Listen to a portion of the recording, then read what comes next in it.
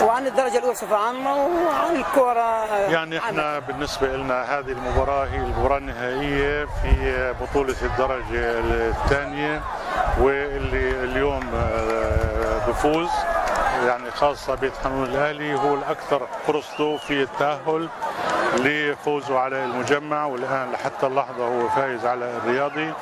بنتمنى الفريق الفائز إن شاء الله التوفيق في الدرجة الأولى اللي بده يصعد لها، واحنا بنفتخر انه احنا الان في نهايات البطولات اللي تم اعتمادها من قبل الاتحاد على صعيد الدرجه الممتازه والاولى والثانيه والثالثه، على وشك كمان انهاء البطوله بالنسبه لها، وهذا يحسب للاتحاد في تطبيق الاجنده اللي بيعلنها منذ بدايه الموسم وبيستمر في عمليه تطبيقها، وان شاء الله التوفيق للفرق المشاركه. كابتن بالنسبه لملعب استاد فلسطين امتى هيجهز، وهل يكون نهائي الكاس في نفس الملعب؟ احنا اول حاجه بنتمنى انه يكون النهائي في الكاس وافتتاح لملعب فلسطين. ملعب فلسطين اضافه نوعيه للملاعب الموجوده في ظل الانجازات اللي تمت والتطور اللي حصل في الملعب.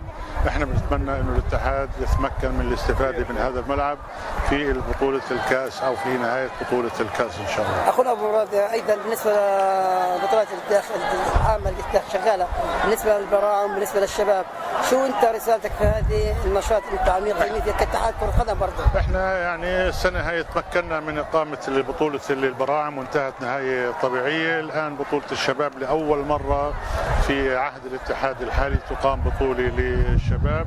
كل الاحترام والتقدير لاخواننا في مؤسسه UNDP اللي استطاعوا يحصلوا على المنحه من الشعب الياباني والحكومه اليابانيه.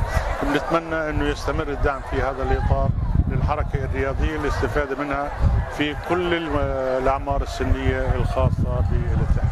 اخ ابو مراد، نائب رئيس اتحاد فلسطين كره القدم، نحن نشكر حضرتك ضيفا عنا في وكاله الاسبوع. شكرا حضرتك. حياك الله، تسلم، بارك الله فيك، الله اتمنى لك التوفيق. شكرا يا استاذ. وين البطاقه؟ عبيد الصوره.